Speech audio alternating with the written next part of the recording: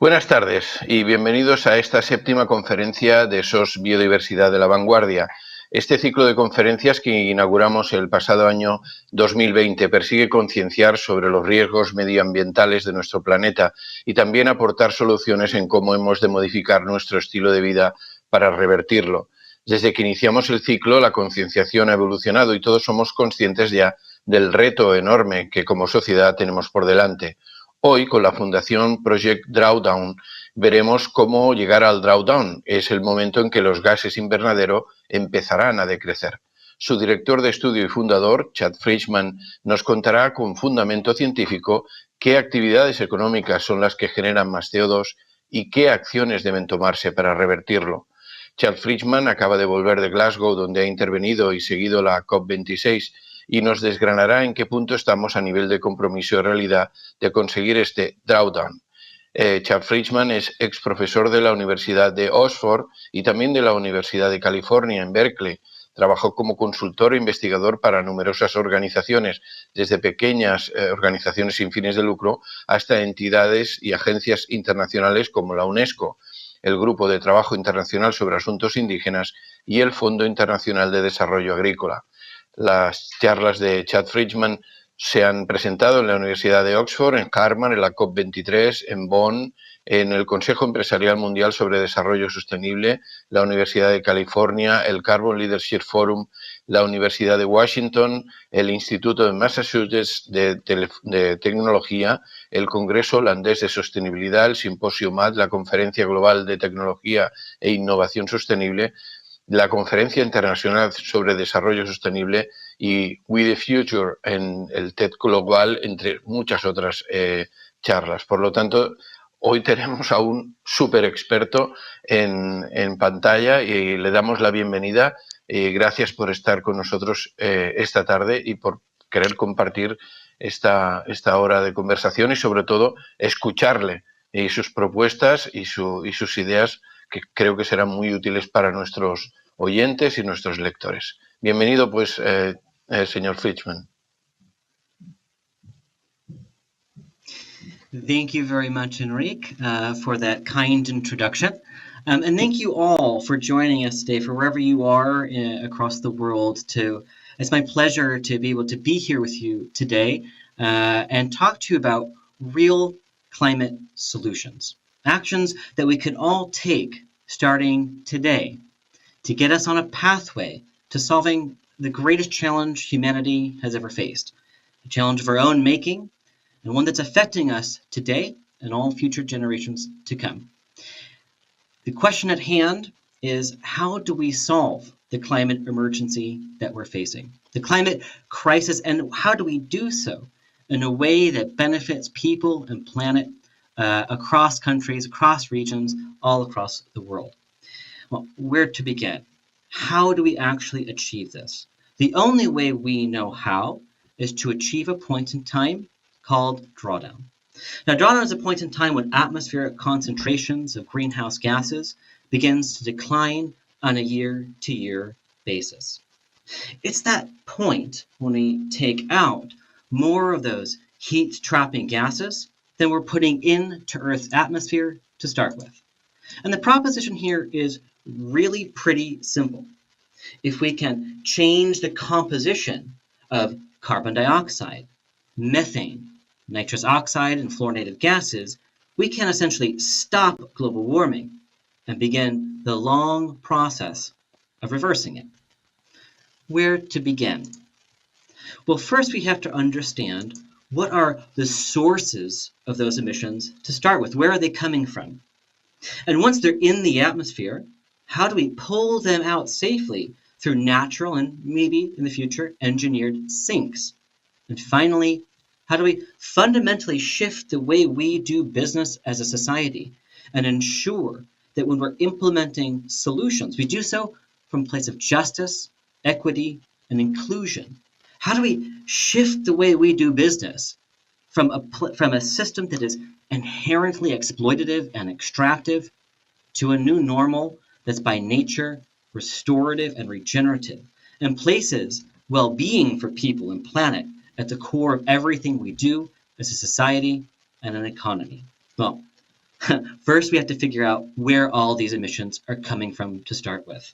And they come from just about everything we do as a human species, all these areas of activity that we take for granted, from the electricity that's generated from coal, oil, and gas-fired plants so that we can turn on our lights, from the gas that's burned in our furnaces to heat our homes or in our stoves to cook our food, to all of the stuff that's produced, all the materials that are produced in factories that are churning out emissions from smokestacks, to when we leave our homes and enter our internal combustion engines and burn fossil fuels, emitting carbon from the tailpipe, or flying across the world, moving around to the very buildings ourselves. Everything we do as a species produces emissions. Even the food that we consume, how we consume it, and how we produce that food generates emissions that enter the atmosphere.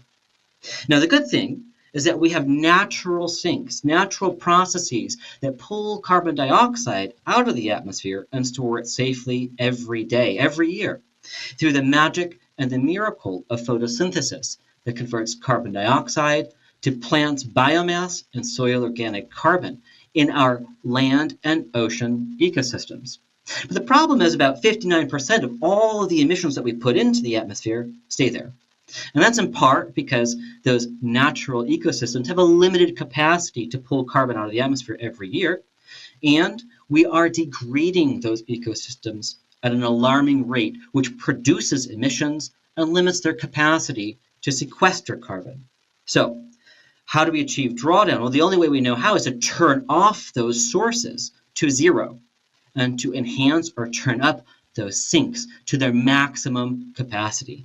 And in doing so, we can achieve drawdown. And the solutions that are readily available do one or more of three things: to reduce consumption through technological and efficiencies and behavior change, to replace those technologies and practices that are contributing to the problem with alternatives that are part of the solution, and three, to restore carbon to useful forms, useful and productive forms. So it's a combination of these three mechanisms, and only through these mechanisms that drawdown becomes possible.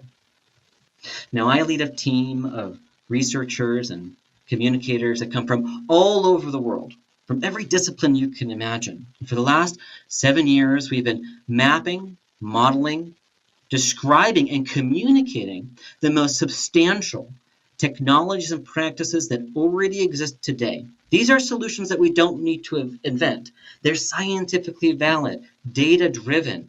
They are economically and financially viable and have more positive externalities or more benefits than they have trade-offs. And when we map this as a system of solutions, all taking together, that address those sources, bringing those sources to zero, enhancing the sinks to their maximum capacity, and fundamentally changing society through rights-based approaches, we can achieve drawdown, but only when we implement this as a system. And because all of these solutions have these cascading benefits to human and planetary well-being, these are the same solutions that help us to achieve other goals, but only when we do things in parallel and together. So this is not a technology issue. It's a matter of will to move farther and faster and really fundamentally change the system in taking a holistic, comprehensive approach. Now, what are the solutions?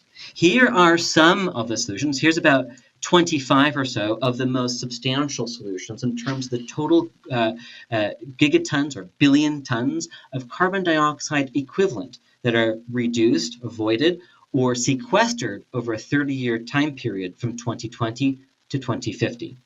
Now, I can't put up all 95 solutions that we've evaluated at Project Drawdown. This won't fit on one slide, but this gives you a representative of the most important set of solutions that we can all take. To the right of the slide, you'll see numbers. Those represents the total gigatons of CO2 equivalent that are, as I said, avoided or sequestered over this time period. The number on the left represents the scenario aligned with a 2 degrees Celsius warming target, and to the right is a 1.5 degrees Celsius warming target.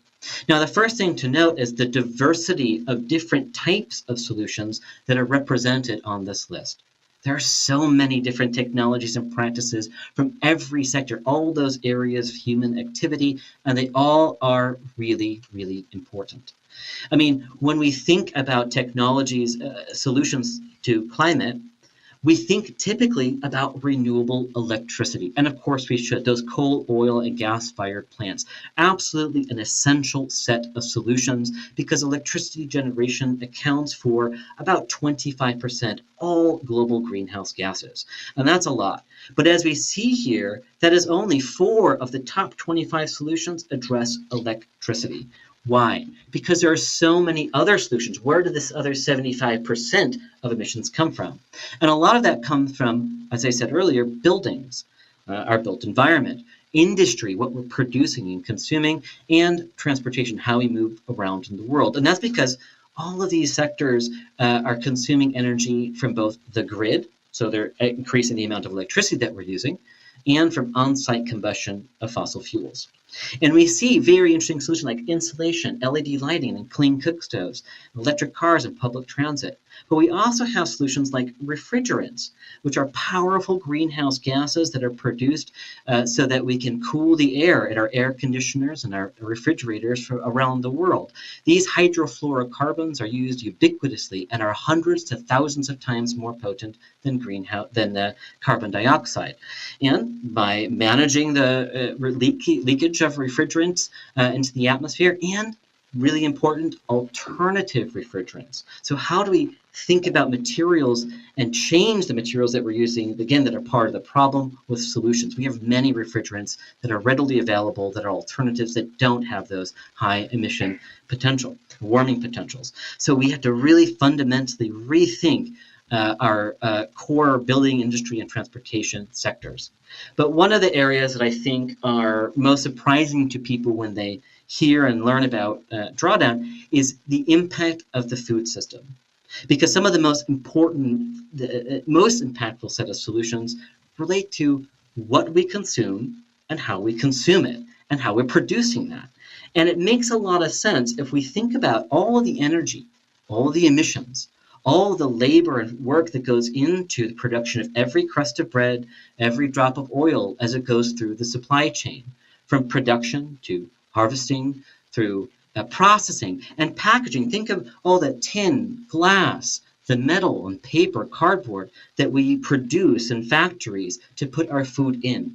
And then we put them on trucks, on ships, and sadly often with luxury commodities on planes to travel all over the world all the time in refrigerated containers using hydrofluorocarbons and leaking hydrofluorocarbons, to overstocked grocery stores for presumed consumer demand, where so much gets wasted. It enters our homes where we turn on our electric or gas-fired stoves, again using energy if we're lucky. If we're like 2.7 billion people around the world who use open cook stoves, burning using biomass and burning and emitting noxious fumes into their homes, and sadly, so much of that food that gets cooked is not even consumed. It gets wasted, enters the landfill, enters the waste stream, where it decomposes and emits methane, which is 36 times more potent a greenhouse gas than carbon dioxide on a 20-year time scale, on a 100-year time scale, and it's 86 times more potent on a 20-year. So if we think about the food system as a whole, we think about all this, the entire supply chain, it becomes really clear that the decisions we make every day, 3 times a day, about what we're consuming, how we're consuming it, and what we're producing or how we're producing it really are fundamentally important decisions. And we also need to think about the land and ocean sinks themselves, our ecosystems, because this is how drawdown actually happens. And food system itself is the greatest, most significant cause of degradation and deforestation.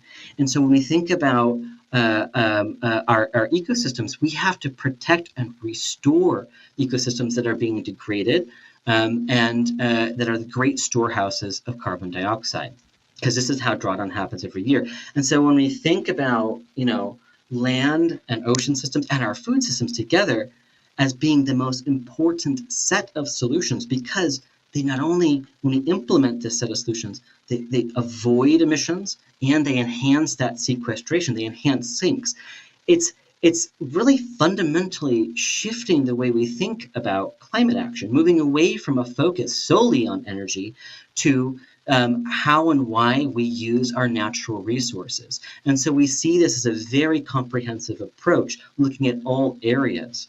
And this is no more true than when we think about health and education, providing the basic human right to choose when, how, and if to raise a family, and providing equal access to quality education for boys and girls for 12 to 13 years of schooling. This dramatically changes future life trajectories, and different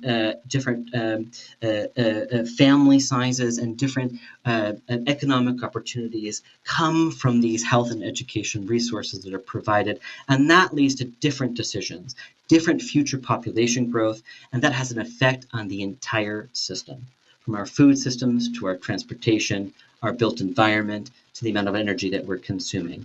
If we provide the basic human right to choose when, how, and if to raise a family, this ends up being one of the most important set of solutions that we have available to us. And it's fundamentally a rights-based approach to addressing climate, but it's not even a climate solution. It's actually about human dignity. It's about human rights, equity, and gender equity and empowerment of all people. So this is really thinking about the entire set of solutions that are readily available to change the system, to change the way we think and act on climate change. And you may be thinking, okay, that's great. We have all of these solutions that are readily available. We can achieve drawdown if we implement all these solutions that touch upon all these areas of human activity. But how much is that going to cost us? Surely it must be incredibly expensive. And it is going to be an expensive system to operationalize and implement over the next 30 years. There's going to be an additional cost to that compared to what we would have to do anyway. We have to remember that we're still going to be investing in all of the problem technologies and practices as our economies continue to grow. So how much more is it going to cost to shift from the problem technologies to the solutions? Well, our financial analysis estimates approximately between 20 to $30 trillion over the next 30 years of additional cost to implement that entire system of solutions that has so many benefits to human and planetary well-being and allows us to achieve drawdown and actually, essentially stop global warming. And that might seem like a lot, 20 to $30 trillion over 30 years, but it's a drop in the bucket when we think about global GDP over $86 trillion a year globally, annually. And over a 30-year period, this is really a small investment for that benefits so much of humanity and the planet. But here's what's more exciting. When we do the same set of analysis comparing to what we would have to do anyway between that system of problem technologies and a system of solutions, there's a net operational savings from that system of solutions that's between $90 and $150 trillion over that same time period. So this is a no-brainer, right? If we're interested in the financial cost, there's a return on our investment that is very clear simply from the financial perspective. But when we think about all those other cascading benefits, we see that this is a system of solutions that we need to create that regenerative future for people and planet. So again, this is not a technology issue, and as we see, it's not a financial issue. The economics are clear. It's a matter of will, a political will of the community and will of all people, from top down, from bottom up, and from institutions outwards. How do we change this? We have to move away from this paradigm that's been preventing us from action for the last 25 years, a paradigm focused on fixing a problem of the past, motivated by fear and in an environment of conflict and competition, because that's gotten us nowhere. This is a recipe for inaction. It's a recipe for fear and feeling unmotivated to do anything and move forward. We need to change that paradigm because it's stymied our ability to actually make progress. And instead, we need to move to a new way of thinking about the future, a new way of acting on climate and on the many challenges that we're facing as a species.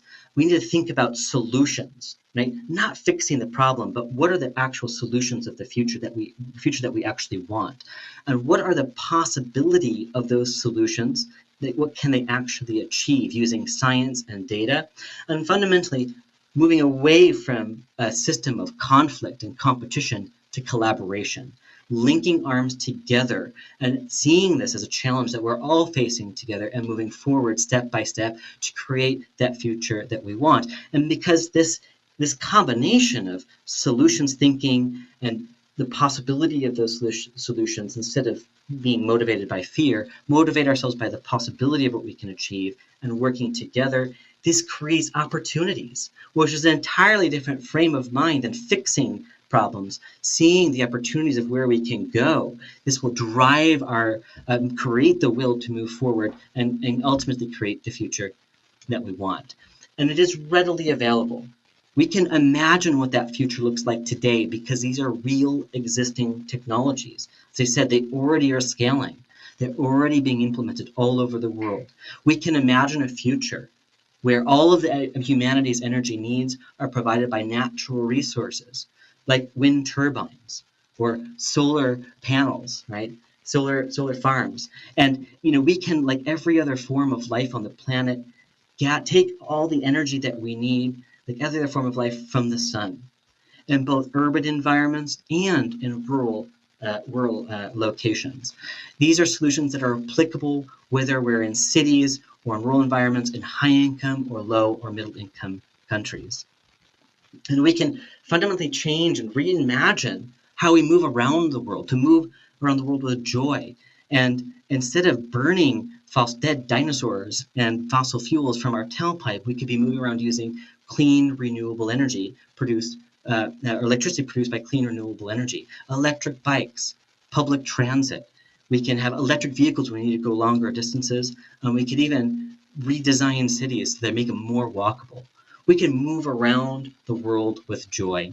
And we can change the way we work, as we're doing today, through telepresence, transmitting over great distances and doing work that is more efficient, more productive, and prevents all of our commuting travel from point A to point B, commuting and all the congestion that's associated with that, and making us having more time, more efficient time to be closer to our families, our communities, and our loved ones.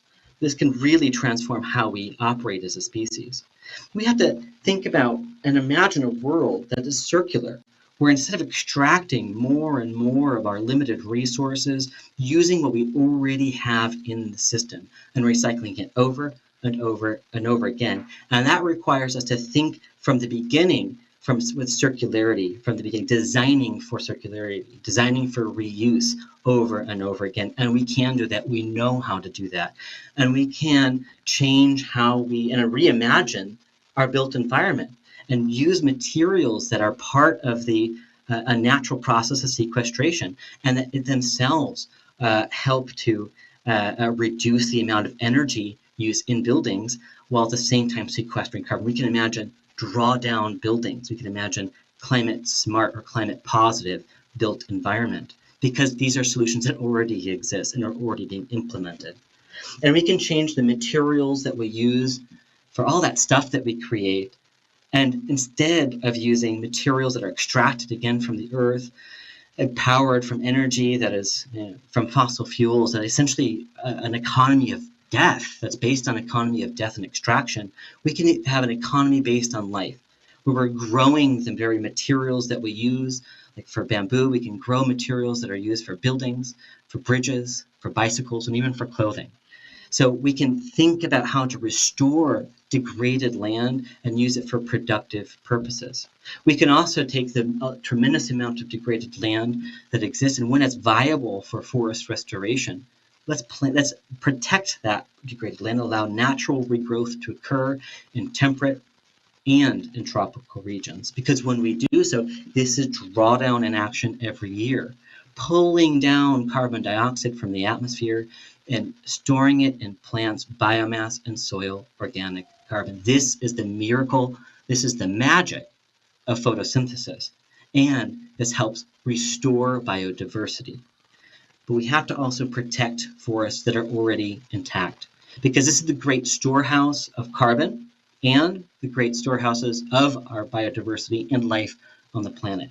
So when we protect our forests from deforestation and degradation, we protect and safeguard that massive store of carbon that would otherwise be emitted into the atmosphere as we cut down these trees, and the biodiversity that would be lost as we convert land principally to cropland for feeding our growing population and our overabundant population.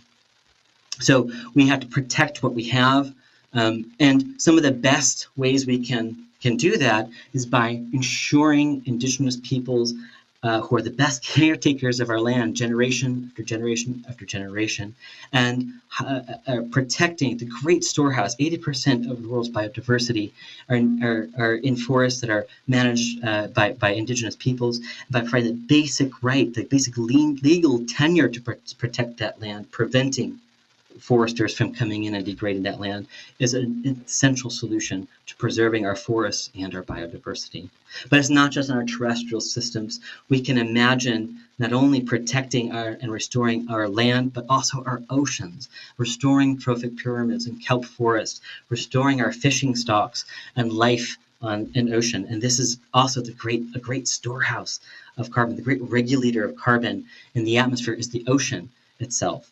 So ocean protection and restoration are fundamentally important solutions.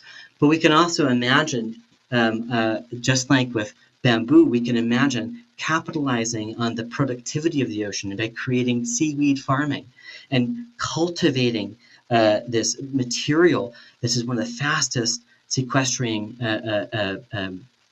species of plant on the planet. We can sequester carbon here, pull it out of the atmosphere, and use it for other purposes, whether that's for livestock feed, human consumption, biofuels, or other materials. We can enhance the productivity of our oceans while taking advantage of this miraculous substance.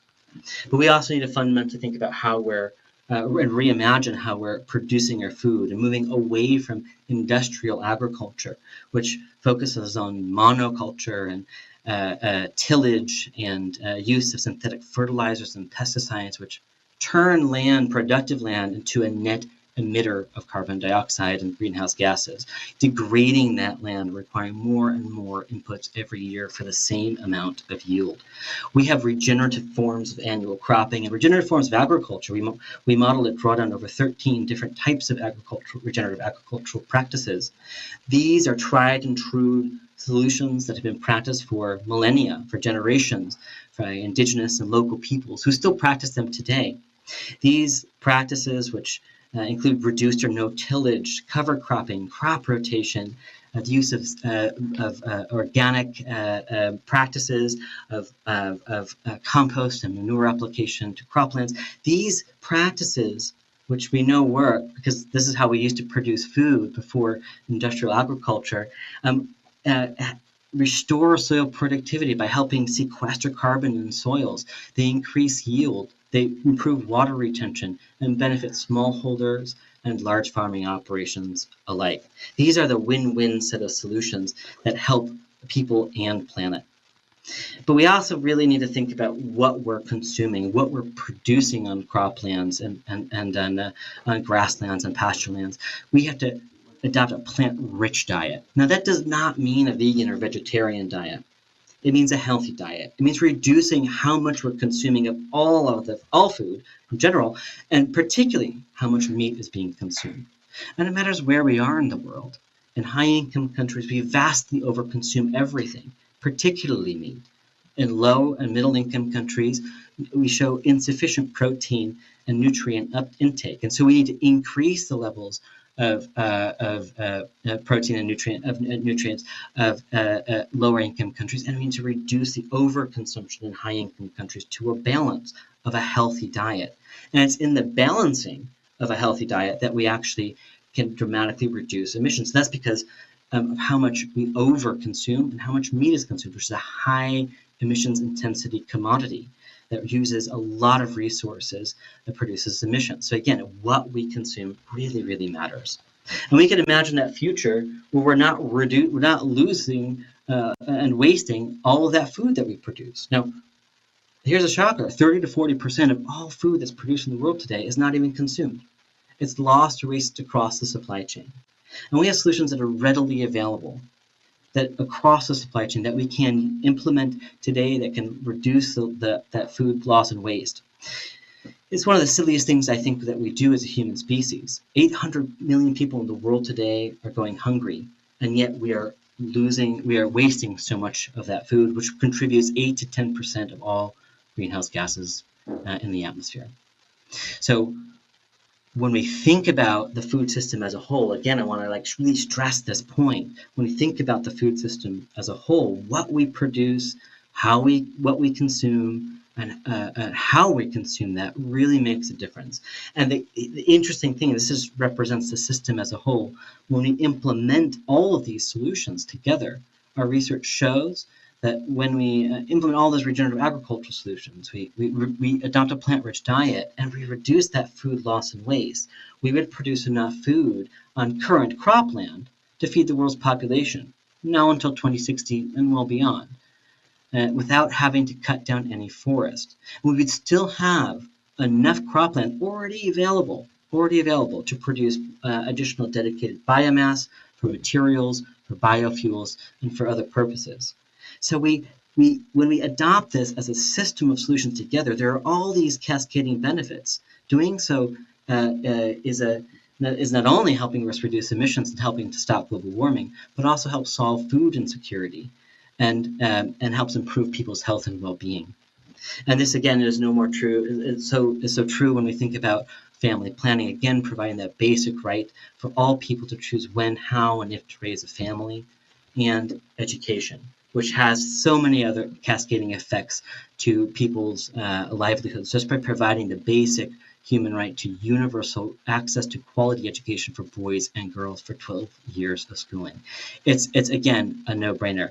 When we think about all of these solutions, again, together, all of these, and again, I couldn't go through all 95 solutions, but that gives you a flavor of all the different kinds of actions that we can be taking at all scales, whether it's our individual actions or government action, whether it's businesses or cities. Across the board, we all can play a role because there's a solution here for everybody to take on, and many solutions that we can.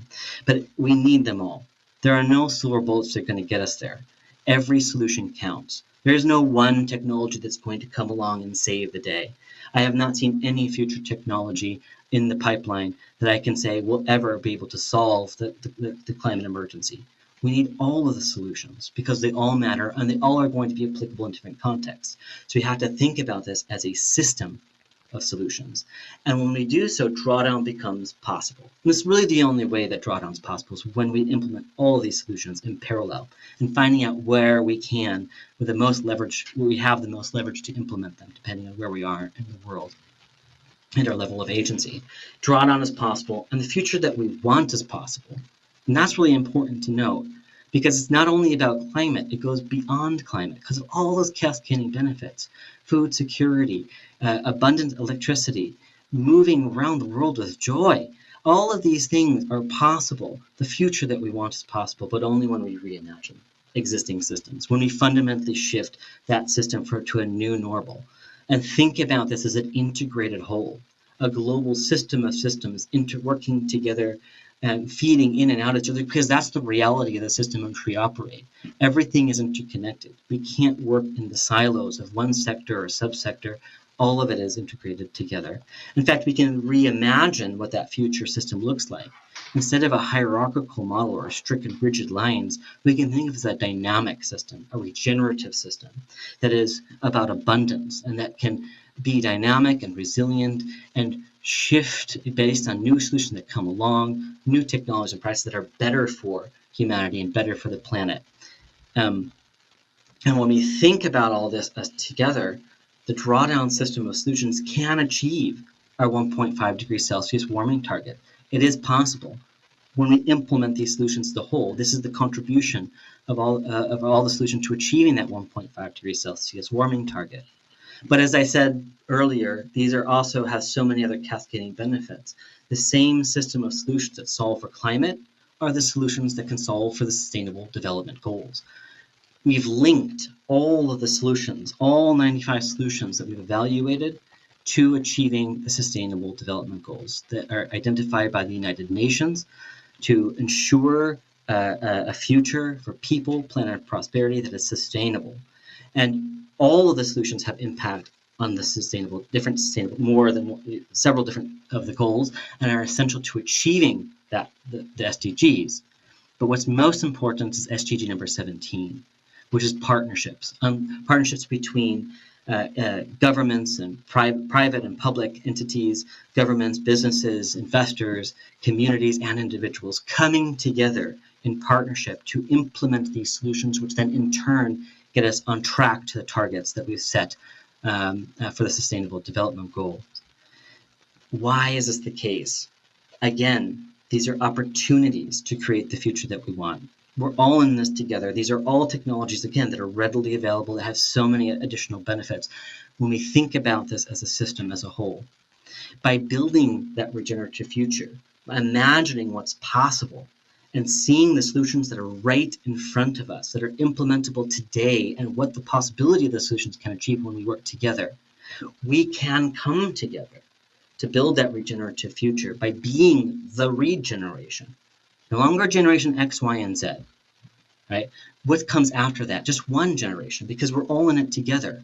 The decisions that we make today are the most important humanity has ever made in our entire history, because they affect every person today.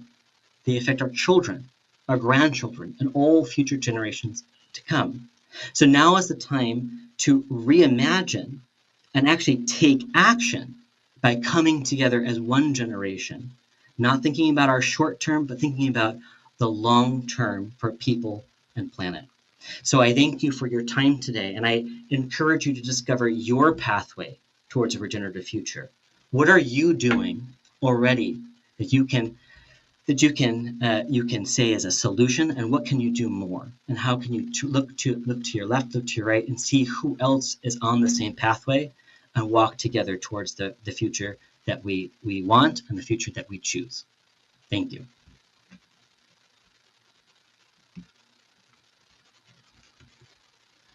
Muchas gracias, Chad Friedman, por esta interesantísima exposición de la que surgen muchas preguntas y como siempre hay poco tiempo, pero intentaré plantearte algunas que seguramente nuestros espectadores, nuestros lectores se pueden hacer.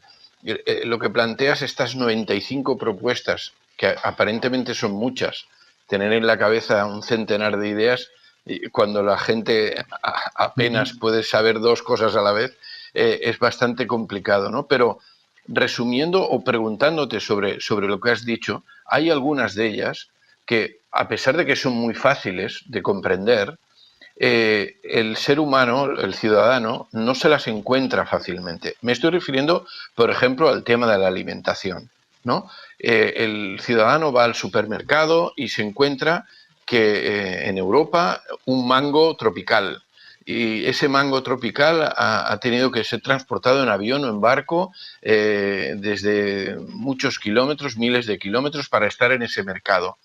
Y el ciudadano se encuentra con eso y le apetece y lo compra, así como otras muchas cosas, ¿no? Claro, o hay algo que regule desde un punto de vista más macro, más de administraciones públicas o de mercado, o el ciudadano que se acomoda continuará comprando ese mango porque le gusta, ¿no? Y además lo comprará cualquier día del año, porque se ha olvidado aquello de las estaciones del año. En invierno había unas frutas que no teníamos y que teníamos que esperar al verano. Ahora ya no, ahora ya no hay estaciones del año y durante todo el año encontramos los mismos tomates, las mismas patatas, los mismos mangos.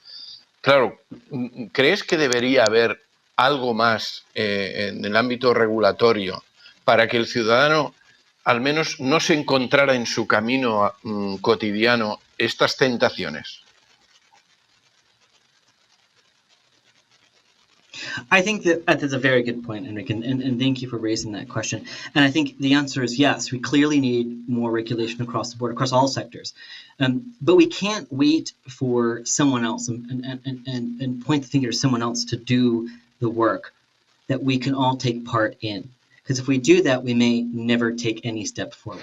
So you're right, we do need regulation. We do need regulation to come from governments and communities to say, to regulate, particularly the food system, absolutely, and built environment, particularly. These are really important issues. But we can also, as consumers, have a lot of power. We can make choices, and you're right, like people forget about seasonality, but they can also learn, they can become educated about this and make choices along the way. Now, they're not going to be perfect every time. They're not going to be the perfect consumer who's always going to choose the right thing at the right time. They don't need to be. What they need to do, what we can do, is say, I will feel empowered and take action with what I can do. And that's really important. And at the same time, we need to be pushing for regulation from the top. And we need to also be thinking about the role of businesses. So it's not just about policymaking at the top. It's not just about bottom-up actions from consumers. It's about businesses stepping up and saying, we are part of this. Because at the end of the day, when businesses, as you so correctly point out, if businesses are providing an options to consumers where 90% of those options or 95% of those options are part of the problem, contributing to the problem, and only 5 or 10%, well, 5 or less percent, to be honest, are part of the solution, then is it the consumer's fault? No, of course not. And that's where we can't be blaming or shaming the consumer for making the decisions that they do make. We can inform people so they feel empowered to make decisions, to find those where the solutions are, and to call for more action. We need businesses to step up and say that we're going to, instead of being a contributor 90% of the problem, we're going to contribute to the solutions and expand the products that are available and services that are available, and ensuring that our scope 1, 2, and 3 emissions are accounted for. Incentives and policy mechanisms that benefit businesses, benefit consumers to make those choices as well. So it is possible, but it's an all of the above situation. If we wait for policy making, if we wait for the COP26 negotiators, right? If we wait for them to come up with a grand plan, it may never happen.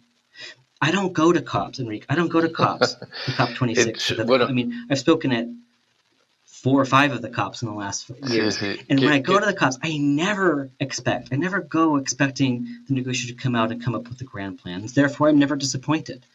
But what I go is to see the community around the COP, the people who aren't behind the closed doors, because they're where the solutionists are, the activists, the indigenous peoples, and the regenerative businesses, the businesses that are taking action. That's where they're forming. And every time the community grows. So that's what we need to be focusing on, not pointing the finger and waiting for policy or business or someone else to do it. We can take agency where we can and choose our own adventure, right? It's like figuring that what are the things that resonate with you and that you can impact, and then taking those steps on the pathway. Justo eso te quería preguntar, porque una cosa es lo que hacemos de forma individual o como sociedad concienciada, y después lo que hacemos, digamos, colectivamente, ¿no? Entendido como países, gobiernos o sistemas económicos. Claro, aquí hay un tema que, al menos en España, se está debatiendo cuando se aborda todo este reto del cambio climático, todo este reto de la sostenibilidad. Y va en dos líneas que me gustaría pedirte tu opinión. Una es que se está exponiendo en el debate público que luchar contra el cambio climático supone un decrecimiento, supone que la economía va a decrecer, que tenemos que ser más infelices, dicho de otra manera, es decir, dejar de hacer cosas que nos hacían felices porque no las podemos hacer, como por ejemplo viajar, ¿no? Pues ya no puedes viajar tanto porque, el impacto de un avión, etcétera, etcétera. Bueno, ¿crees que es compatible la lucha contra el cambio climático con el progreso? Es decir, que se mantenga un cierto crecimiento económico y que se mantenga una cierta estabilidad en cuanto a nuestros a nuestros hábitos? ¿O tenemos que concienciarnos de que esto va a ser un paso atrás?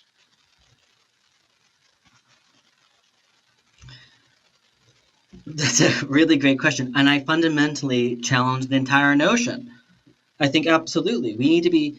This is the difference between doing a business as usual and tweaking a system to fix problems, and reimagining what that future looks like. We can have a regenerative economy of abundance. We can provide all the energy that we need in abundance with renewable sources that are limitless. That's not outside the realm of possibility.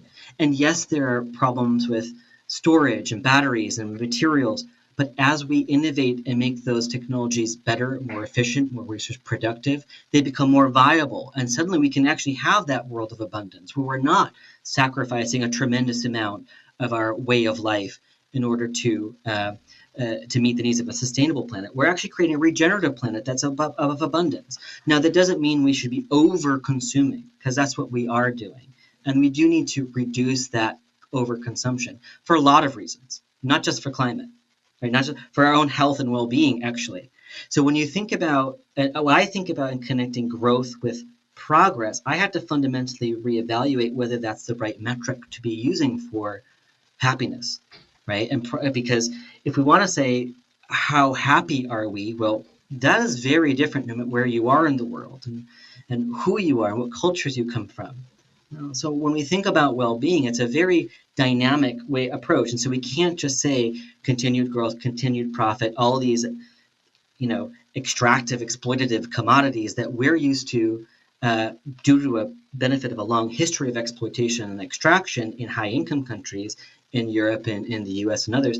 But we can actually imagine, as we said, an economy of life that's not exploitative and extractive, that's a regenerative economy, a regenerative system of abundance, right, that can provide all that we need and for all people to live in an equitable way and to, as I said, move around the world with joy.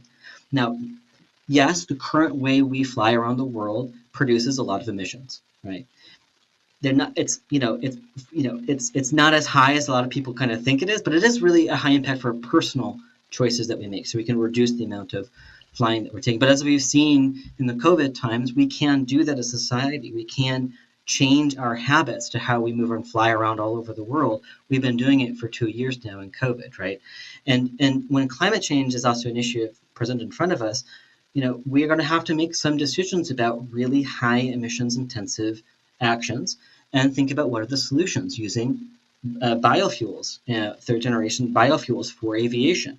This is something that's going to we assume was going to happen with innovation and technological improvements over time. So we can even imagine the aviation industry changing substantially.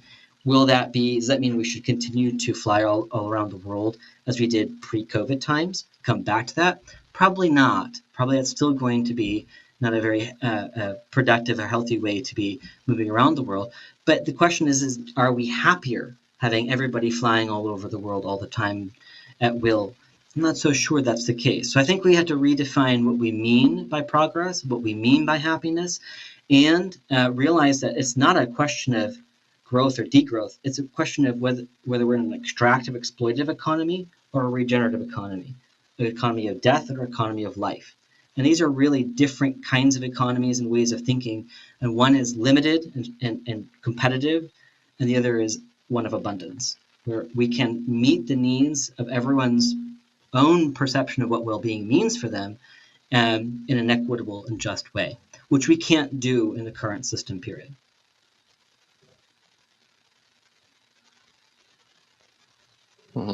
En ese sentido me ha parecido muy interesante el número que dabas antes, de que con un poco de inversión en esta lucha contra el cambio climático se gana he calculado entre 6 veces más lo que tú acabas invirtiendo. Es decir, que al final también puede acabar siendo, desde un punto de vista económico, un negocio, apostar por la sostenibilidad, apostar por la economía circular, etcétera, etcétera.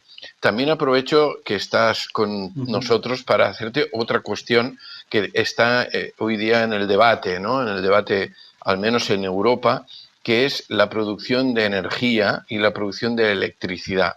cuando todavía no está de forma muy expansiva los molinos de viento o las placas solares u otras maneras de captar electricidad o de generar electricidad. Ha surgido de nuevo el debate de las centrales nucleares. Y Europa está como dividida en dos bloques, Francia y Alemania, ¿no? Alemania está en una apuesta clara por la desnuclearización y Francia apuesta justamente por lo contrario, por mantener e incluso ampliar toda esta manera de generar energía. Y aquí, bueno, está el debate de si es limpia o no es limpia la energía nuclear, ¿no? Tu opinión, ¿deberíamos olvidarnos de una vez de la energía nuclear? ¿Es una buena solución mientras no se aplica la otra? ¿Qué opinas?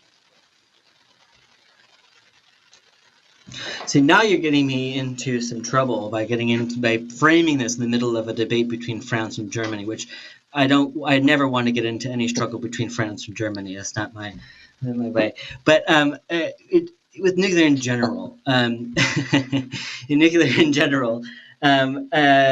look, we have one scenario, our 2 degrees Celsius warming scenario includes nuclear.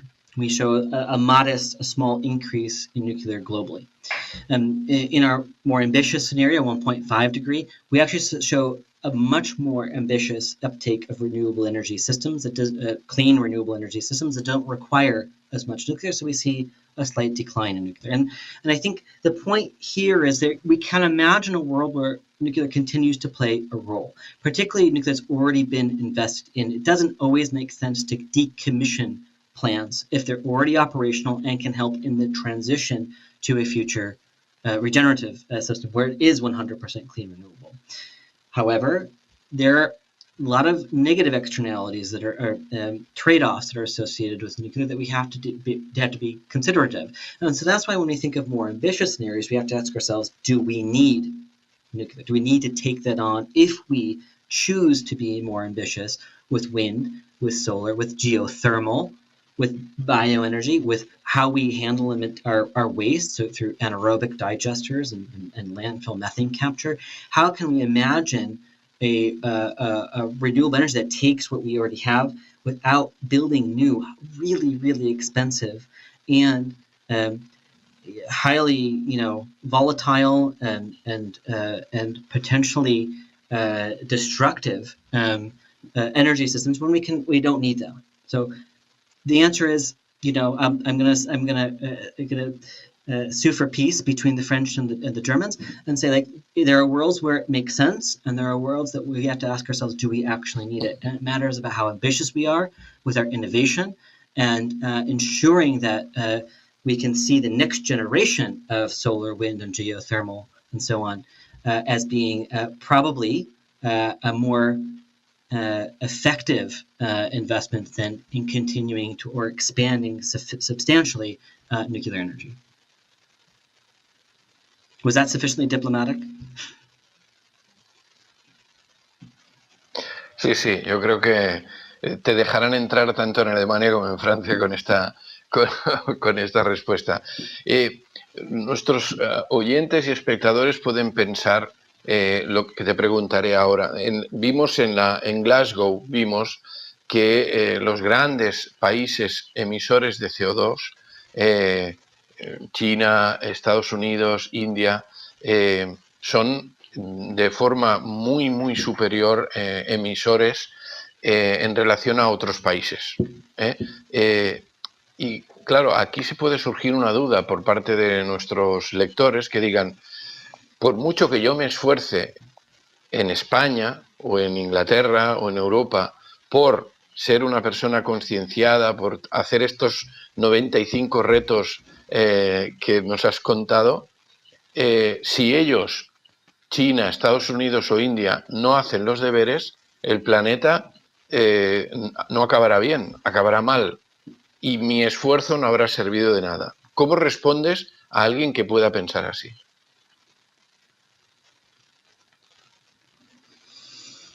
That's a very good question. Well, first of all, we have to remember that when we think about China and we think about India on a per capita basis, their emissions profile is substantially lower than in Europe or in the US. And so we have to think about where the highest emitting countries are, yes, overall, but also on a per capita basis. If we want to be thinking about equity and economic improvement for people and improved livelihoods and well-being, as you were mentioning earlier, Enrique. So we have to think about that and recognize that we can't prevent other countries from improving their economic development. Well, we can leapfrog, and I think that's what we try to, my point with when I talk with countries that are in developing countries, that they think about moving ahead and leapfrogging ahead to that system of solutions. So it is possible. So I just want to make that very clear that there is a disparity between these countries that has to be taken into consideration. What I would also say, though, is that if the EU doesn't do its part, it's also calamitous. It's also, we're not going to meet our targets. If the EU, if that the individual, the community, the business, the government doesn't do its part, then we're not going to meet our targets either. So it's an all above situation. So what I would say is we have to have the hope and optimism that we can come together around this, and that the EU, because we live in a globalized system, that global system of systems that I was talking about, that we're all interconnected, that what we do in Europe matters in other parts of the world, because the emissions that individual in Spain, a household in Spain is consuming, they're reducing their emissions, great, but what the products that they're purchasing are coming and being produced in other parts of the world, and they're not accounting for those emissions. So when you make choices about the products that you are consuming, that has a ripple effect across the supply chain and across the entire system globally. And that's the same with decisions that are made through regulation and through businesses in Europe that has impact across the system. So I don't think, it doesn't matter the decisions that you make in Europe, because they do have ripple effects. But you're right that we also need everybody at the table. We need the United States, we need India, and we need China. And we actually are seeing this in India and China. We're seeing regulations in place. We see, there's a lot of critique when Modi announced the India climate targets around 2070, but that's actually quite ambitious. That gets us to much more ambitious than we were expecting to hear. So that's actually helpful. And yes, we could be more ambitious, but there are implementing solutions in India. We have to remember this. We always want to castigate and say, oh no, they're not doing their part, but they actually are. They have limited capacity, limited resource. They don't have the financial capacity to be implementing solutions like the EU or like the United States and many parts of the world that we're sometimes pointing fingers at. But we see this stories of solutions and regulations taking place in Malawi, in India, in China, in lots of parts of the world. And so I guess what I would say is, if we prevent ourselves from moving forward because we fear someone else is not going to do that as much as we are, maybe we need to think and learn a little bit more about what countries are actually doing, because they are doing work on solutions. And two, we need to take double our efforts and realize that the decisions that we make have effect across the system. And so be leaders and don't wait to be followers for some other part of the world to follow suit. Ya estamos acabando, nos quedan un par de minutos, pero antes has hablado de la pandemia, de la COVID, y te quería preguntar si, en tu opinión, eso, lo que nos ha pasado en esta pandemia, que nos ha juntado, nos ha hecho que países muy diversos tomen decisiones conjuntas en relación a la lucha contra ese virus. Si eso puede ser un buen ejemplo para aplicarlo, es decir, que estamos en un contexto de darnos cuenta de que todos juntos podemos luchar contra un enemigo común, en este caso un virus, si ahora es un buen contexto justo para luchar contra el cambio climático, y si eso lo vimos en Glasgow o no lo vimos.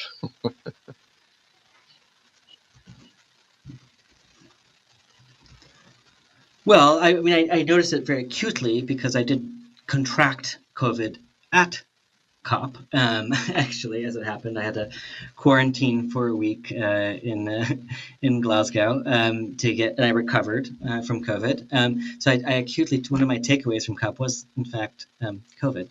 But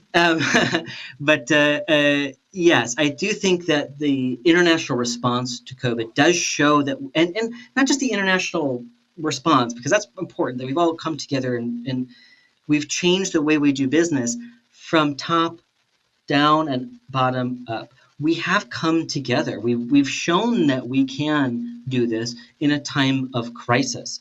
What we haven't seen with COVID, that I hope is a learning lesson for us when we think about climate change, which is a big wave to come, and if we don't do something about this soon, the biodiversity collapse that can happen after climate change is the next disastrous wave, calamitous wave that can come, biodiversity collapse. So if we don't think of this as in preparation for that, so what can we do to prevent these climate change and prevent biodiversity collapse? If we learn from COVID and say, look, we can come together in times of crisis and respond to the emergency, but what can we do to prevent the emergency from happening in the first place? So we don't respond and react, but instead are proactive and change the way we do business before we have this calamitous effect. And I think that was very present in COP, particularly outside the negotiating halls, where we saw we need to come together and change the way we do business now to prevent the collapse and prevent the worst and most adverse effects of climate change from happening.